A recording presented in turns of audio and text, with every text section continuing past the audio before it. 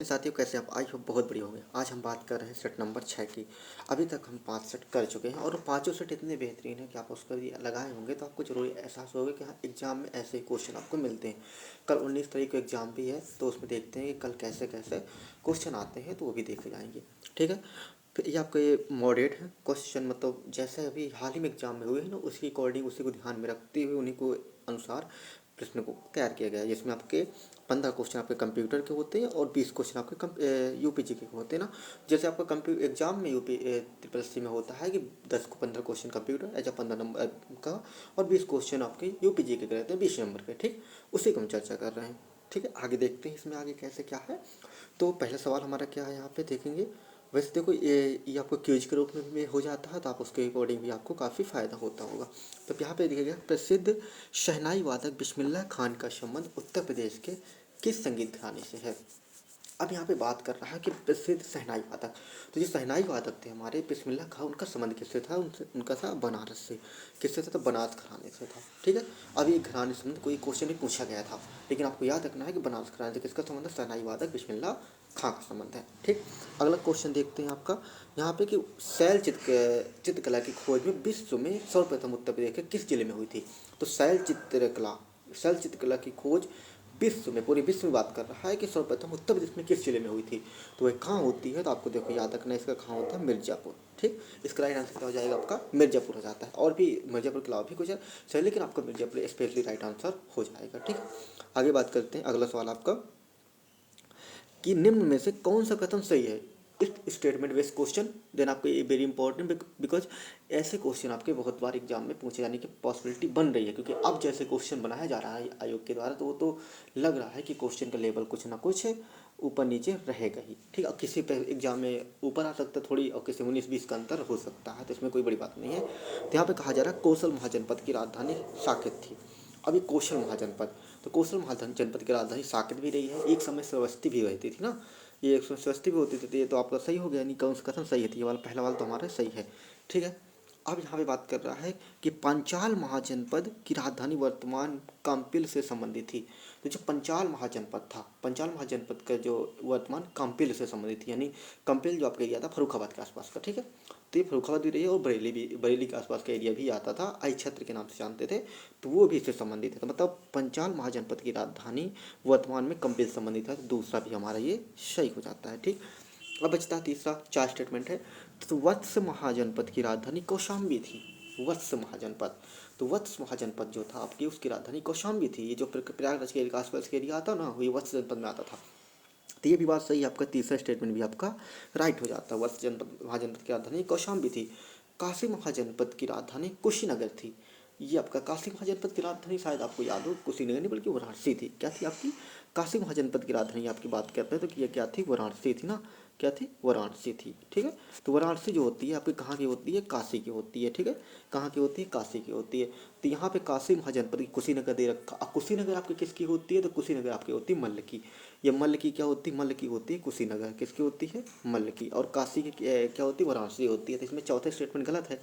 अब इसमें जो ऑप्शन कैसे दे रखे, एक और दो, तो एक और दो, तो ये तो मतलब पहले तो ये मतलब ये एक ही दो आता है, तो 3 भी आ रहा है, लेकिन 3 4 ये गलत हो रहा है। लेकिन यहाँ पे एक से अधिक भी दे रखा है, मतलब एक से अधिक, तो इसका राइट आंसर क्या हो जाएगा? एक से अधिक हो जाएगा। क्योंकि आपका एक से अधिक इसलिए हो जाएगा क्योंकि आप यहाँ पे देख पा रहे होंगे कि आपका जो 1 2 3 तीन स्टेटमेंट बिल्कुल राइट है। तो हम यहाँ पे 3 का कोई मतलब एक साथ तो दे नहीं रखा, तो इसलिए हम एक से अधिक ऑप्शन पर क्लिक करेंगे। ठीक, तो ये प्रश्नों के पूछने का थोड़ी तरीका होता है, इसको भी आपको समझना पड़ेगा। आगे देखते हैं, अकबर के नवरत्नों में से बीरबल, जिन्हें महेश दास के नाम से जाना जाता था।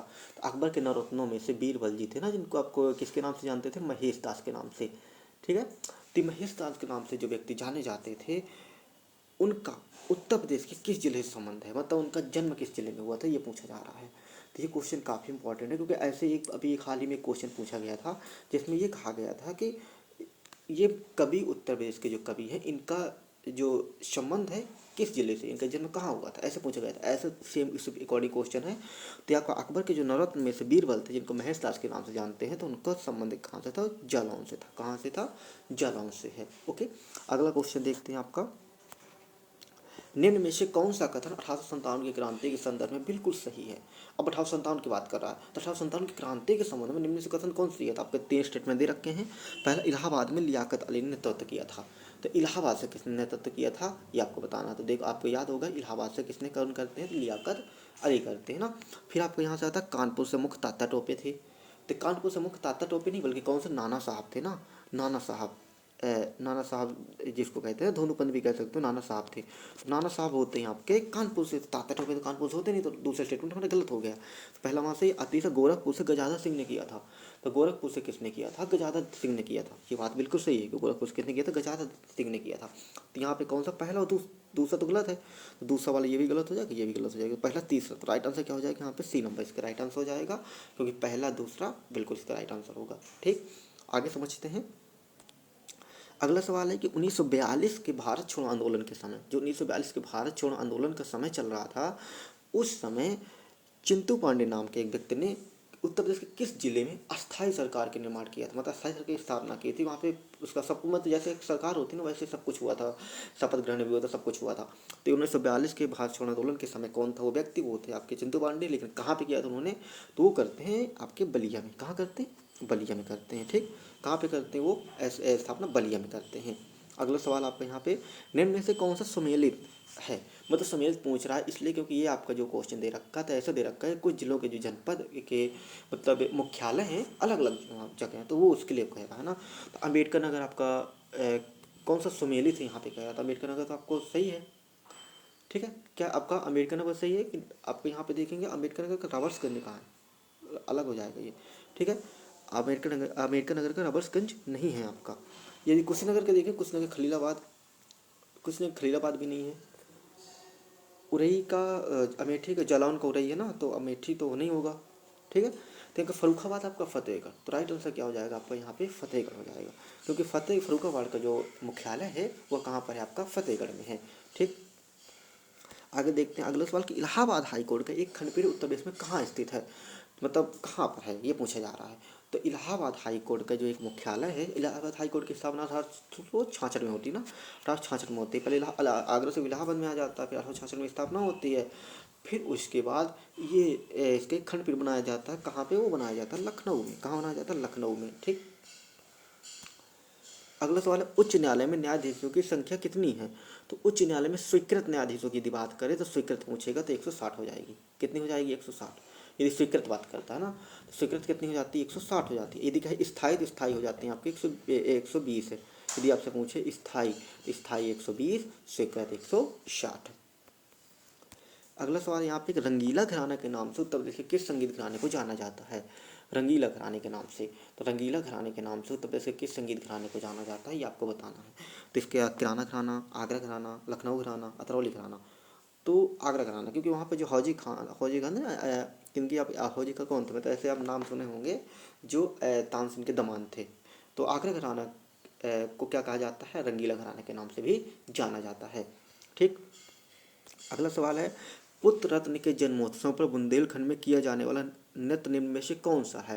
तो जब पुत्र मतलब लड़के का जन्म होता है तो उस समय आपका बुंदेलखंड क्षेत्र मतलब बांदा झांसी साइड का जो एरिया है वहाँ पे जो किया जाने वाला नृत्य है उसको हम किस नाम से जानते हैं। तो उसको किस नाम से जाना जाता है, कानड़ा, चरकुला। चरकुला तो आपको पता है, एक हमने वीडियो भेजा था आपको देखा होगा, उसमें कुछ एक मतलब ऊपर बना लिया चरकुला बनाया जाता है गागर के ऊपर ऐसे दीपक लगा के, बहुत सारे 108 दीपक ऐसे कुछ होते हैं ना, और ये ख्याल आपका होता है। इसका बुंदेलखंड में क्या हो जाएगा, जो जब पुत्र रत्न की प्राप्ति होती है उसमें जन्मोत्सव पर ख्याल नृत्य किया जाता है बुंदेलखंड क्षेत्र में।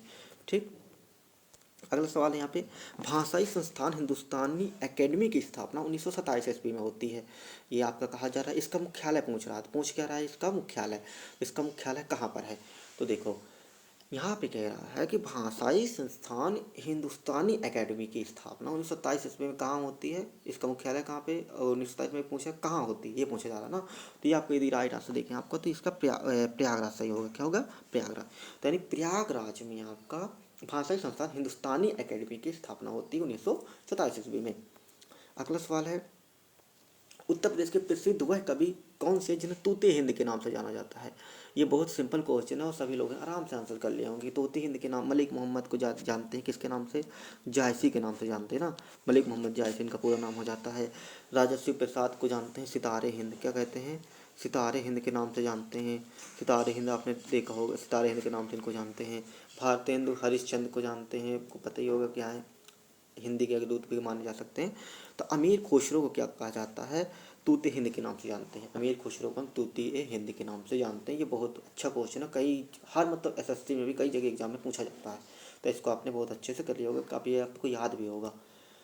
प्रसिद्ध राजनीतिक अटल बिहारी वाजपेयी को भारत रत्न से कब सम्मानित किया? तो हमारे अटल बिहारी वाजपेयी जिनका जो भारत के प्रधानमंत्री भी रह चुके हैं, तो उनको भारत रत्न से कब सम्मानित किया? अभी हाल ही में तो 4-5 लोगों को दिया गया है ना, 2024 वाला। तो इनको जो दिया जाता है, कब दिया जाता है? 2014 में दिया जाता है। कब दिया जाता है? 2014 में इनको भारत रत्न से सम्मानित किया जाता है। ठीक, अभी हाल ही में उत्तर प्रदेश के चौधरी चरण सिंह को दिया गया है। जो चौधरी चरण सिंह उत्तर प्रदेश के भारत के प्रधानमंत्री भी रहे, उत्तर प्रदेश के मुख्यमंत्री भी रहे हैं, तो चौधरी चरण सिंह को भी 2024 के आसपास दिया गया है ना। ये बताना तो 24 ठीक है, 23 में दिया गया है, आपको कंफर्म करना है।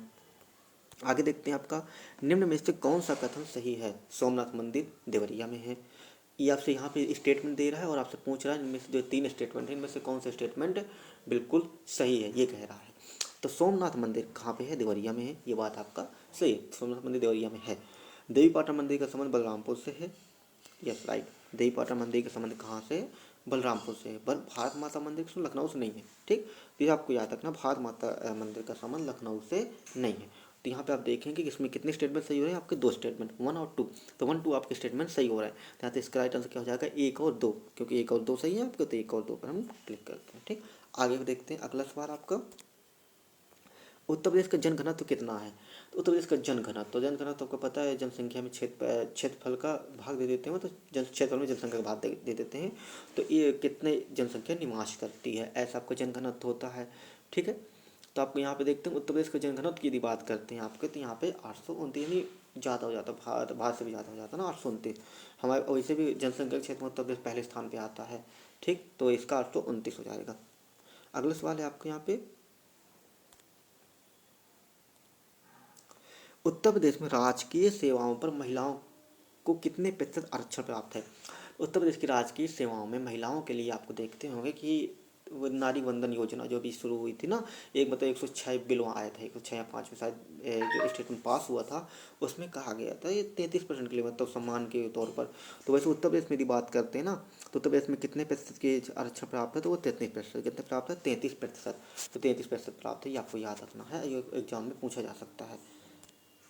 अगला है कि उत्तर प्रदेश का निम्न में से कौन सा जिला राजधानी क्षेत्र में नहीं शामिल है?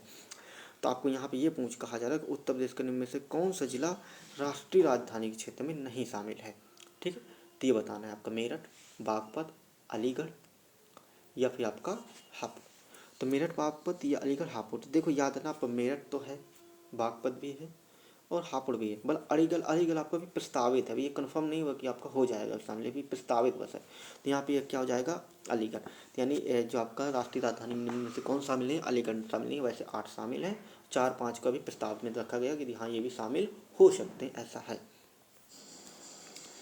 उत्तर प्रदेश के किस जिले में संपूर्णानंद कारागार प्रशिक्षण संस्थान है? उत्तर प्रदेश के किस जिले में पूछा जा रहा है कि किस जिले में आपका संपूर्णानंद, यहाँ पे संपूर्णानंद कारागार प्रशिक्षण संस्थान है। तो आपका कहाँ पर है ये? तो ये आपका लखनऊ में है। कहाँ पे है? लखनऊ में, याद रखना है। अगला सवाल है आपका, निम्न में से कौन सा कथन सही नहीं है? निम्न में से कौन सा कथन सही नहीं है? तो बेती और नैया झील का संबंध कहाँ से है? प्रतापगढ़ से है। यहाँ से ये कह रहा कौन सा सही नहीं है?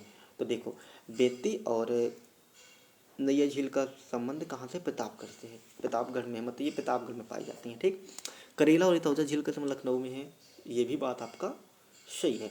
ठीक है, आपका बखीरा तथा संत कबीर नगर से संबंध है। बखीरा का जो संबंध है, जो बखीरा झील है, उसका संबंध कहाँ से? संत कबीर नगर से। तो ये भी सही है आपका, ये भी सही है, ये भी सही है।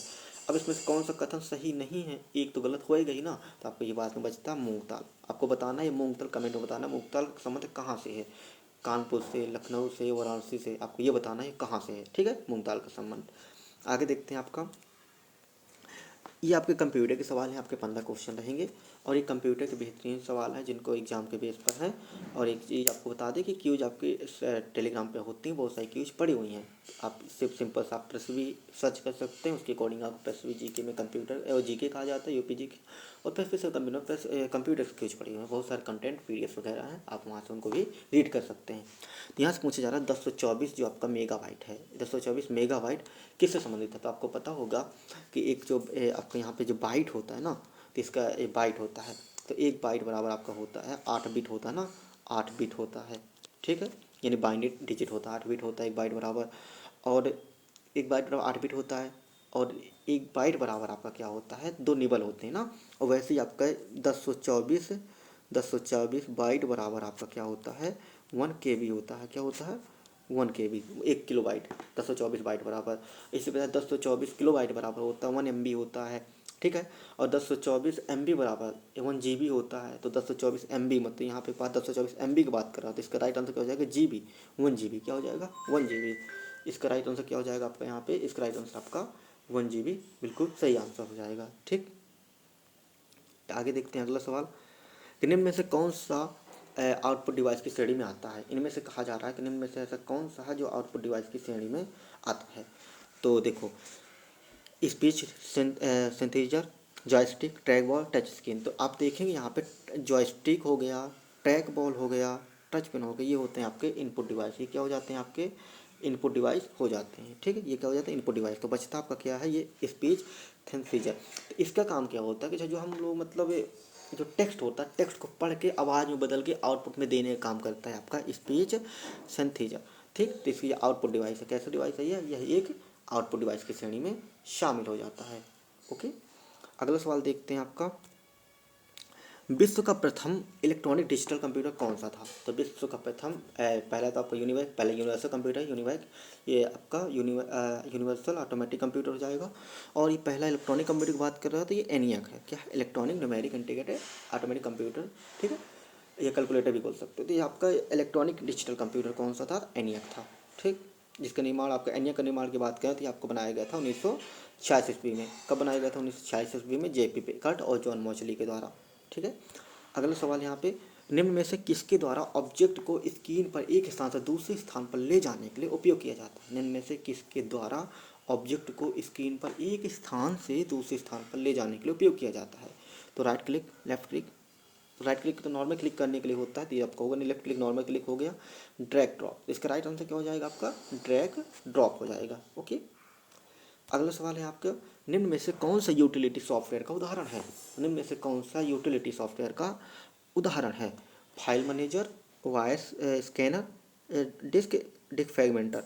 तो ये सभी हैं, ये सभी हो जाएगा, क्योंकि आपका जो यूटिलिटी सॉफ्टवेयर होता है फाइल को मैनेज करना, वॉइस को स्कैन करना, डिस्क को जहाँ जगह है मेमोरी में वहाँ जगह बताना, जो एक्स्ट्रा डाटा उसको डिलीट करना, ये सब काम करता है आपका। तो तीनों चीज़ें आपके इसके अंदर आ जाती हैं। यूटिलिटी सॉफ्टवेयर मतलब मैनेजमेंट का सॉफ्टवेयर जो कंप्यूटर को मैनेजमेंट करता है, कंट्रोल करने का काम करता है, तो ऐसे कह सकते हो आप। अगला सवाल है आपका यहाँ पे कि 5G सपोर्टेड विंडो 11 का वर्जन कब आया था? 5G सपोर्टेड विंडो 11 का वर्जन, यानी आपसे सिंपल से पूछा विंडो 11 आपका कब रिलीज हुआ था, बस इतना पूछ रहा है। तो आपको इसका राइट आंसर क्या हो जाएगा आपको बताना है। तो देखो, ये जो आपको विंडो 11 की बात करते हैं, तो अभी विंडो 11 आपका कुछ ही सालों में भी हाल ही में आया था, ये शायद लॉकडाउन का समय आया था। तो लॉकडाउन का वही 2020 और 21 के आसपास लगा था, यानी आपको इसका राइट आंसर क्या हो जाएगा, अक्टूबर 21 में आता है विंडो 11, ओके। अगला सवाल है आपका, वर्तमान के कंप्यूटर सेशन में कंप्यूटर के वर्तमान सेशन का एक स्क्रीनशॉट लेके उसे हार्ड डिस्क में स्टोर करके कंप्यूटर के पावर को पूरी तरह से बंद कर देना का काम निम्न में से कौन का कमांड करता है? तो देखो, एक जहाँ पे शट डाउन कमांड होता है वहीं पे एक आपको त्रिभुज जैसे एंगल दिखाई देता है, वहाँ पे क्लिक करेंगे तो वहाँ पे आपको 6 ऑप्शन मिलते हैं, slip, shut down, restart, switch user और आपका यहाँ पे हाइबरनेट, ये ऑप्शन मिलते हैं। तो यहाँ पे देखो, स्लिप का मतलब होता है सो जाएगा, जैसे हम लोग सो जाते हैं, हमें वो हिला दे तो ऐसे माउस से हिला दे तो जग जाएगा। शटडाउन तो बिल्कुल बंद हो जाना हो जाता है। हाइबरनेट का काम क्या होता है कि जैसा वर्तमान में कंप्यूटर खुला है वैसे आप हाइबरनेट कर दो, वैसे शटडाउन हो जाएगा, बिल्कुल बंद हो जाएगा, जैसे स्विच ऑफ हो जाता है। फिर दोबारा जब ओपन करोगे तो जहाँ पे ओपन बंद किया था जैसे वैसे सेम ओपन करेगा। तो ये काम कौन करता है, हाइबरनेट करता है, जिसका राइट आंसर क्या हो जाएगा, हाइबरनेट हो जाएगा, ठीक है। अगला सवाल आपका यहाँ पे, निम्न में से कौन सा कथन सही है? अब यहाँ पे कहा जा रहा है कि इनमें से कौन सा कथन सही है। ठीक, तो ऐसे यहाँ पे देखते हैं कि आइकन के द्वारा, की का मतलब यहाँ पे के है, थोड़ी याद आपको समझना है। तो आइकन के द्वारा कंप्यूटर सिस्टम को कमांड देना CUI कहलाता है। तो ये तो गलत हो जाएगा, क्योंकि आइकन के द्वारा कंप्यूटर सिस्टम कमांड देना क्या कहलाता है, GUI कहलाता है। ग्राफिक यूजर इंटरफेस होते हैं, नहीं, ग्राफ का मतलब आइकन के द्वारा। जैसे हम यहाँ पे ये इरेजर यूज कर रहे हैं या मार्कर यूज कर रहे हैं, या तो आप यहाँ पे हम इस डिलीट कर रहे हैं, ये सब काम कर रहे हैं, शो कर रहे हैं, तो ये काम जो हम कर रहे हैं ना आइकन देख के कर रहे हैं ना, तो ये होता है आपका CUI, ये होता है GUI। और CUI मतलब होता है कुछ कमांड लिखना, हर काम को लिख के काम करवाना, CUI कहलाता है। कमांड ये लाइन पे CLI बोलते हैं, CUI कमांड यूजर इंटरफेस बोल सकते हो। ठीक, डॉस का निर्माण माइक्रोसॉफ्ट के द्वारा किया गया, तो ये आपका सही है, पहला वाला आपका गलत हो जाएगा, पहले दूसरा सही है। लाइनक्स एक ओपन सोर्स ऑपरेटिंग सिस्टम, ये भी सही है, तो यानी दूसरा और तीसरा, इसका राइट आंसर क्या हो जाएगा, दूसरा और तीसरा इसका राइट आंसर हो जाएगा। ठीक, आगे बढ़ते हैं। आपका KYC का पूरा नाम क्या है, तो KYC का फुल फॉर्म आपको हमने एक बार मैं डाला भी था ग्रुप में, ये आपको छोटी सी चीज़ें पता होनी चाहिए, पूछ सकते हैं। Knowledge of yard computer, no. आपका knowledge unique connection, no. Knowledge your customer, no. As a no your customer is a right answer. KYC stand for KYC, okay. यानी KYC का फुल फॉर्म का क्या होता है, नो योर कस्टमर। ठीक, आगे समझते हैं। RTGS संबंधित कौन सा कथन सही है। RTGS का मतलब क्या होता है, निफ्टी जैसे आपको पता ना 2 लाख के कम पैसा ट्रांसफर करने के लिए किया जाता है, वैसे RTGS का उपयोग किया जाता है 1-2 लाख से ज़्यादा पैसा ट्रांसफर करने के, नो लिमिट्स पे कोड।